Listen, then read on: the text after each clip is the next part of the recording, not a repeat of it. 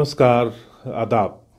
दो सवाल हैं आज मेरे पास। ये फर्स्ट ड्राफ्ट का इलेक्शन स्पेशल सीरीज का एक नया एपिसोड आप देख रहे हैं। दो सवाल हैं, लगभग एक ही जैसे हैं और उनका जवाब कोई एक ही गली में जाकर, किसी एक ही सड़क पे जाकर ढूंढा जा सकता है। कश्मीर में पिछले साल खास करके, उससे कुछ अरसा पहले से भी एक बात चली आ रही थी, लेकिन पिछले साल के आखिरी कुछ महीनों में एक बहुत बड़ा पॉलिटिकल नैरेटिव बहुत ज़बरदस्त उभर के आया, थर्ड ऑल्टरनेटिव। और ये थर्ड ऑल्टरनेटिव उस जो 2014 की नरेंद्र मोदी साहब की कैंपेन थी जम्मू कश्मीर में, ये उसके साथ भी बहुत ज़्यादा सिंक करता था। वो कहते थे कि ये इन्होंने अपनी अपनी बारी लगा रखी हुई है, नेशनल कॉन्फ्रेंस और पीडीपी ने, कि एक बार बाप बेटे की सरकार होगी, एक बार बाप बेटी की सरकार होगी। और जम्मू कश्मीर में अब एक ऑल्टरनेटिव, एक डायनेस्टिक पॉलिटिक्स से हटके एक ऑल्टरनेटिव देने की ज़रूरत है। इसको नैरेटिव को लोकलाइज करने के लिए, कि एक बुनियादी सतह के ऊपर ये आपको मालूम पड़े, आपको एहसास हो कि आपका कोई अपना आदमी आपकी बगल में बैठकर आपकी ही बात कर रहा है। और इसको अप्रोप्रिएट किया पिछले साल सजाद लोन साहब ने, जब उन्होंने बड़ी पैमाने के ऊपर म्यूनसिपल इलेक्शन जिनको एनसी और पीडीपी ने बाइकआउट किया हुआ था, पंचायत इलेक्शन जिनको एनसी और पीडीपी ने बाइकआउट किया हुआ था, उसमें उन्होंने शमूलियत भी की। और उसके बाद ये चल पड़े गवर्नमेंट भी बनाने के लिए। नवंबर 2018 में बात है, इन्होंने स्टेक क्लेम किया। ये भी अपनी हमारी रियासत की तारीख में एक अहम पन्ना है जो वो जुड़ गया है। सजाद लोन साहब का भी कहते हैं कि 1977 में जब मुफ्ती सईद ने भी एक बार, जब 41 साल उनकी उम्र थी, तो उन्होंने भी पर्चा दे दिया था गवर्नर को कि मेरे साथ लोग हैं शामिल और मैं गवर्नमेंट बनाना चाहता हूं। लेकिन उनका वक्त फिर बहुत देर बाद 2002 में, एक लंबे वक्त के बाद आया था। सजाद लोन साहब ने भी एक फॉर्मली चिट्ठी लिख के राजभवन को भेज दी थी नवंबर 19 या 20 को। उन्होंने कहा कि 2 एमएलए मेरे हैं, 26 मेरे साथ बीजेपी के हैं, और बाकी का उन्होंने जिक्र नहीं किया कि 17-18 एमएलए मेरे साथ और हैं, उनको लेकर मैं गवर्नमेंट बनाना चाहता हूं। वो बात हो गई कि वो गवर्नमेंट नहीं बनी। क्या हुआ? अब बात यह है कि वो जो कैंपेन थी सारी, कि डायनेस्टिक पॉलिटिक्स को, नेशनल कॉन्फ्रेंस को और पीडीपी को जो है, they have to be brought to the accountability, और कश्मीर के सामने थर्ड ऑल्टरनेटिव भी एक पेश किया जाएगा। उस वक्त सजाद लोन कर रहे थे। क्या आज भी वो थर्ड ऑल्टरनेटिव का जो प्रोजेक्ट है वो कायम है, जिंदा है, या नहीं है? अब शाह फैसल भी आए हैं, वो भी थर्ड। अभी उन्होंने बहुत ज्यादा खुलकर बातें नहीं की। शाह फैसल का आवाज उतनी क्रिस्पी और उतनी लाउड और उस किस्म की पिच नहीं है जितनी सजाद लोन साहब की है। और अब वो डायनेस्टिक पॉलिटिक्स को तो डिसमेंटल करने के लिए सजाद लोन आए थे, लेकिन वो खुद भी एक डायनेस्टी से ताल्लुक रखते थे। उनके वालिद साहब एक बहुत बड़े सियासी लीडर जम्मू कश्मीर में रह चुके हैं, बहुत इज्जत उन्होंने कमाई अपने दौर में। और सजाद लोन को एक लेगेसी उनके पास मौजूद थी जिसको वो कैरी फॉरवर्ड कर रहे थे। लिहाजा उनको ज़्यादा वक्त नहीं लगा अपने आप को एक बड़े पैमाने के ऊपर इस्टेब्लिश करने के लिए। उस लेवल तक शायद अभी शाह फैसल को जाते जाते थोड़ा सा टाइम लग जाएगा। लेकिन क्या वो प्रोजेक्ट अभी मौजूद है कि नहीं इस वक्त, क्योंकि कश्मीर की जब पॉलिटिकल सारा माहौल देखें और वहाँ पे नेशनल कॉन्फ्रेंस और पीपल्स डेमोक्रेटिक पार्टी, उन्हीं का ही एक कॉम्पिटिटिव नैरेटिव वापस आ रहा है। सजाद लोन साहब की आवाज़ भी थोड़ी सारी ग्रेजुअली कम होने लगी है। मैं सजाद लोन की जो पिछले कुछ सालों में जो पॉलिटिकल डेवलपमेंट्स हुई हैं जम्मू कश्मीर में, उन्होंने बहुत सारे लोगों ने इसके दौरान अपनी आइडियोलॉजिकल कमिटमेंट्स बड़े पैमाने के ऊपर कॉम्प्रोमाइज़ की है। प्रिंसिपल्स का कॉम्प्रोमाइज किया है, बहुत सारे लोगों ने मोरालिटी का कॉम्प्रोमाइज किया है, और बहुत सारे लोगों ने, जो नौजवान लोगों का पॉलिटिक्स के बीच एक एतबारियत, एक ट्रस्ट और एक शौक जो पैदा हो रहा था, उसको भी बहुत शेकअप उन्होंने किया।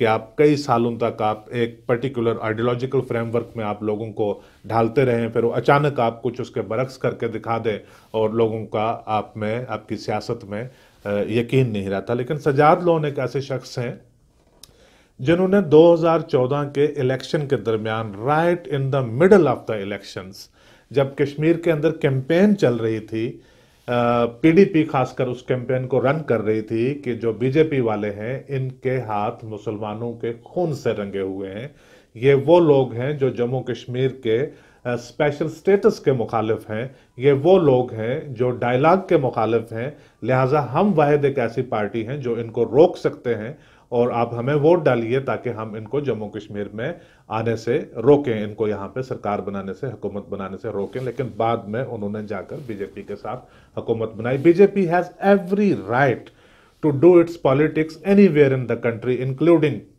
Kashmir, every part of Kashmir. लेकिन पहले ये और बाद में ये, उससे थोड़ा सा लोग नाराज हो जाते हैं और उसके रिजल्ट्स, उसके नतायज किस किस्म के आए वो आपके सामने है। लेकिन सजाद लोन ने ऐसा नहीं किया। जब कश्मीर में एक एंटी बीजेपी खौफ का माहौल तैयार किया हुआ था, तो right in the middle of election campaign Sajad Lone Delhi गए और वहां पे जाकर प्राइम मिनिस्टर नरेंद्र मोदी के साथ मुलाकात की। और वो जो मोदी साहब का जो फेमस बेर हग है, उन्होंने वहां पे उनके साथ हग भी किया और उसके फोटोग्राफ्स तमाम नेशनल डेलीज के, लोकल डेलीज के न्यूज़पेपर्स के फ्रंट पेज की जीनत बने। और सजाद लोन ने कहा कि उनको मोदी के साथ मिलकर बहुत अच्छा लगा और उनको ऐसा लगता है कि मोदी साहब जैसे उनके बड़े भाई हैं। बावजूद इसके, ये इलेक्शन के दौरान ये सारी बात कहने के बावजूद उन्होंने 26 सीटों के ऊपर अपने कैंडिडेट्स उतार रखे हुए थे और 26 सीट्स के ऊपर पोल्ड वोट्स का 16% या 15% लगभग इतना है वो वोट उन्होंने हासिल कर दिया, विच इज़ क्वाइट इम्प्रेसिव, क्योंकि अराउंड 14-15% वोट लेकर पीडीपी ने 2002 में तो गवर्नमेंट बना ली थी, विच इज़ क्वाइट इम्प्रेसिव। अब वो बीजेपी के साथ, मोदी के साथ वो आ गए और बीजेपी का एक हिस्सा बन गए। कुछ ही दिनों में पता चला कि वो बीजेपी के अलायंस पार्टनर्स हैं। जब पीडीपी और बीजेपी की गवर्नमेंट बननी तय पाई गई और सीट्स का बंटवारा हुआ, कैबिनेट सीट्स का, मिनिस्टर्स किसके पास कितने होंगे, तो एक मखसूस नंबर पीडीपी को गया और एक मखसूस नंबर बीजेपी को गया। बीजेपी ने अपना एक सीट कंसीड की और सजाद लोन को कैबिनेट में बनाया। तो ये हमेशा ये जाना जाता था कि ये पीडीपी के मिनिस्टर साहिबान हैं और ये बीजेपी के हैं, और बीजेपी के मिनिस्टर्स में एक शामिल थे सजाद लोन। और फिर फ्लोर अर्थमेटिक्स के आपने किसी भी बिल के ऊपर, किसी भी मसौदे के ऊपर, किसी एमएलसी के इलेक्शन में, एमपी के इलेक्शन में, किसी भी इलेक्शन में सजाद लोन की जो दो पार्टी है उन्होंने हर वक्त, हर मौके के ऊपर बीजेपी के साथ ही वोट दिया। So BJP and people conference Sajjad साहब की पार्टी है। BJP and PC and BJP were almost had become almost the same thing. और बढ़ते बात यहां तक आ गई कि बीजेपी की कैंपेन 2014 की सबसे बड़ी इस पैमाने के ऊपर थी कि कश्मीर की पॉलिटिकल पार्टीज, अब वो कश्मीर की पॉलिटिकल पार्टीज ही बनकर रह गई हैं, एनसी और पीडीपी, जिस तरह से उनका वजूद श्रिंक हो रहा है जम्मू और लद्दाख में, कि कश्मीर की पॉलिटिकल पार्टीज ने जम्मू कश्मीर की सियासत को हेजिमोनाइज करके रखा हुआ, मोनोपोलाइज करके रखा हुआ, डोमिनेट करके रखा हुआ है और लिहाजा वो रीजनल सेंटिमेंट्स की इज्जत नहीं करते। तो इसलिए बीजेपी ने ये अज़म लेकर 2014 के इलेक्शन में, जिसमें मोदी साहब ने खुद बड़े वसी पैमाने के ऊपर कैंपेन की, अमित शाह आए, बीजेपी के बड़े बड़े तमाम रहनुमा यहाँ पे आए और उन्होंने लोगों के साथ बात की कि उनका वादा लोगों के साथ ये है कि वो अब कश्मीरी पॉलिटिकल हेजिमनी से जम्मू को और लद्दाख को आज़ादी दिलाएंगे। हो गई बात। कुछ आज़ादी तो उन्होंने दिला दी जब उन्होंने अपनी सारी सीट्स जाकर पीडीपी के साथ सुपुर्द की, उनको कहा कि आप गवर्नमेंट बनाइए और हम सियासत नहीं करेंगे, हम नौकरी करेंगे आपके साथ। ऐसे बहुत सारे बुजुर्ग दोस्त, उन्होंने कहा है कि बीजेपी के मिनिस्टर पीडीपी की गवर्नमेंट में इस तरह थे जिस तरह से ये एक किसी कारपोरेशन में नौकरी कर रहे हों। वो बाद में आपको अंदाजा भी होता है कि पॉलिटिकल वैक्यूम किस किस्म का बना, and they were not able to do their politics at a crucial stage. ये बात चलती रही। लेकिन पिछले साल 2018 में बीजेपी ने जम्मू के लोगों को, खास करके जो डोगरा स्वाभिमान जिसकी बीजेपी बात करते हैं यहाँ पे, उनको कश्मीरी एलिजेडली पॉलिटिकल हेजिमोनिस्टिक पॉलिटिक्स से निजात दिलाने के लिए एक इतना बड़ा कदम ले लिया कि सजाद लोन साहब ने जो चिट्ठी लिखी गवर्नर को कि मैं गवर्नमेंट बनाना चाहता हूं, उन्होंने कहा कि 2 एमएलएज मेरे हैं, 26 एमएलएज मेरे साथ बीजेपी के हैं। आप अंदाजा लगाइए कि बीजेपी का भी कितना एक वसी कदम, एक सुप्रीम सेक्रीफाइस, कि इस हद तक जो सजाद लोन की लीडरशिप में, उनकी पार्टी में उनको फेथ था, उनको ट्रस्ट था और वो वहां तक लेकर चले गए। अब पिछले कुछ अरसा से कुछ इस किस्म की डेवलपमेंट्स हो रही हैं कि आर्टिकल 35A की बात आती है तो बीजेपी कहते हैं कि जी हमने तो वहाँ पे टीम भी भेज दी है, हम सारा है ये तो आर्टिकल 35 को ए को तो जाना चाहिए। गवर्नमेंट सुप्रीम कोर्ट में जाकर नहीं बोल रही है, लेकिन बीजेपी के बाकी तमाम लोग बाहर भी और अंदर भी हर जगह वो सारी ये डिबेट करने के लिए तैयार हैं कि आर्टिकल 35 ए को जाना चाहिए और ये हमारी कमिटमेंट है। स्टेट यूनिट तो 100% क्लियर है, मरकज़ में भी सारे लोग इसके बारे में इसी तरह से बात करते हैं। मीनवाइल 370 आर्टिकल 370 जो एक बिल्कुल बेसिक, जिसके ऊपर हिंदुस्तान में बीजेपी की पॉलिटिक्स जो है वो 70 साल से ज़्यादा, या इसका जो बीजेपी का प्रीवियस अवतार है वो सारी पॉलिटिक्स उसके ऊपर चली है। जो पीडीपी के साथ इन्होंने लिख के दिया था एजेंडा ऑफ अलायंस में कि वो सैक्रोसैंक्ट है, उसको हम छेड़ेंगे नहीं, उसके लिए भी याचिका सुप्रीम कोर्ट में है और बीजेपी के तमाम लोग उसके ऊपर भी अपने बयान दे रहे हैं। जब जब 35A के बारे में बात चलती है तब तब कश्मीर में शटडाउन होता है और तब तब सजाद लोन के लिए मजबूरी बन जाती है।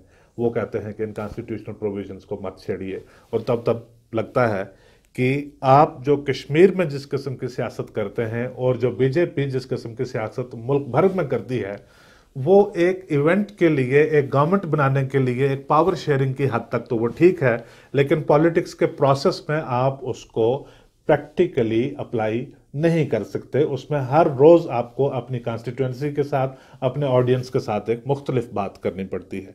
या तो आप बीजेपी के साथ मिलकर आप कश्मीर में बताइए कि जी ठीक है ये नहीं चाहिए, 35A के ऊपर भी डिबेट कर लेते हैं, 370 पे भी डिबेट कर लेते हैं तो बात बनती है, तो या आप कहिए कि नहीं ये पॉसिबल नहीं है इनके साथ आगे ज़्यादा चल जाना।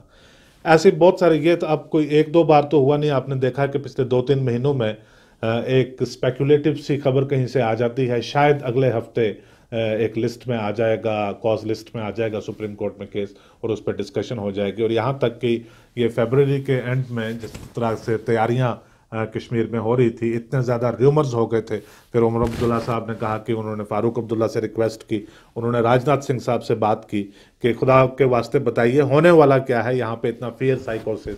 तो उन्होंने एश्योर करवाया कि ऐसी कोई परेशानी वाली किसी किस्म की कोई बात नहीं, ये नॉर्मल रूटीन सिक्योरिटी मेजर्स हैं जिसकी वजह से ये सब लोग र्यूमर्स वगैरह वहाँ पे फैला रहे हैं। अब जब इलेक्शंस की, इंतखाबात की तैयारी हो रही थी, 5-6 महीना पहले तो जिस तरह से सजाद लोन जगह जगह लोगों के पास जा रहे थे, बातचीत कर रहे थे, तो उससे तो लगता था कि एक बहुत दूर अब ये जाने वाला है। जम्मू में भी खास करके उन्होंने बहुत ज़्यादा मेहनत की, यहाँ पे लोगों के पास गए, लेकिन इवेंचुअली अभी बीजेपी की अभी भी फॉर्मल लिस्ट जो है वो नहीं आई थी लोकसभा कैंडिडेट्स के लिए। तो सजाद लोन ने लाइट वेट से कैंडिडेट, कोई इतना पॉलिटिक्स में उनका बहुत ज़्यादा ना पहले तजुर्बा है और ना ही इतनी ज़्यादा कोई जो एक इन्फ्लुएंस होता है, ना ही उस किस्म का है। एक पुलिस ऑफिसर रिटायर्ड राजा एजाज अली कंट्रोवर्शियल रहे हैं बहुत ज़्यादा, खास करके वो जब एक मौत हो गई थी एक नेशनल कॉन्फ्रेंस के कारकुन के, उसके बाद, उससे पहले भी काफ़ी ज़्यादा उनको नॉर्थ कश्मीर से जो बारामूला, कुपवाड़ा, बांडीपुर वगैरह वाली सीट है, वहाँ से लोकसभा की सीट के लिए नॉमिनेट कर दिया उन्होंने। और सेंट्रल कश्मीर से जो इमरान अंसारी हैं, उनके भाई इरफान अंसारी, जो अंसारी ब्रदर्स, जो the biggest supporters of Peoples Conference, Srinagar Budgam वाली सीट से वो हैं। और साउथ कश्मीर वाली है another political light weight, Zafar Khatana, जो पहले पीडीपी में भी किसी वक्त हुआ करते थे, उससे पहले वो नेशनल कॉन्फ्रेंस में भी थे, और उनको वहां से, यानी कि इन तीनों को, इनकी अगर आप पार्टिसिपेशन को आप देखिए तो ये महज एक खाना पूर्ति की तरह इनको वहां पे फील्ड किया गया। अब उसके बाद बीजेपी ने अपने 3 कैंडिडेट्स अनाउंस किए। तो प्रैक्टिकल कंटूर्स इसके ये नजर आते हैं कि that alliance between the People's Democratic Party, that alliance between the BJP and the People's Conference is practically off. उन्होंने शायद उसकी कोई फॉर्मल अनाउंसमेंट नहीं की, लेकिन ये अलायंस जो है उनके दरमियान ये ऑफ हो चुका हुआ है, नंबर 1। नंबर 2, वो जो प्रोजेक्ट था वो डायनेस्टिक पॉलिटिक्स को डिसमेंटल करके एक थर्ड ऑल्टरनेटिव प्रोवाइड करने का, मेरे ख्याल से जहां तक मेरी सियासी समझ है, उसका जो एंटायर बेसिस था, जो इंफ्रास्ट्रक्चरल सपोर्ट थी, that entirely depended on Sajad Loan's People's Conference's alliance with the BJP, the support it drew from BJP. Since that alliance is over, since that support is over, that friendship is almost over, though there is no formal announcement of that, that project almost looks completely over. हालांकि मैं ज़ाती तौर के ऊपर इसका बहुत बड़ा supporter हूँ कि इस किस्म का कोई पॉलिटिकल लीडरशिप, इस किस्म की पार्टी, इस किस्म की सोच, आइडियोलॉजी वहाँ पे इमर्ज होनी चाहिए कि जो नेशनल कॉन्फ्रेंस और पीडीपी के अलावा भी कोई प्रैक्टिकल चीज़ लोगों के सामने रख सके और लोग उससे इंस्पायर होकर उसके साथ वो चल सकें। As long as these ragtag arrangements will keep on coming up, उनकी लैंग्वेज, उनके लबादे जितने भी हों, शायद वो ज़्यादा आइस कट वहाँ पे नहीं कर पाएंगे। आज का ये एपिसोड देखने के लिए, फर्स्ट ड्राफ्ट का इलेक्शन स्पेशल सीरीज़ का आपका बहुत शुक्रिया। एक और एपिसोड लेकर बहुत जल्द आपके साथ हाजिर होऊंगा मैं, जफर चौधरी। Thank you.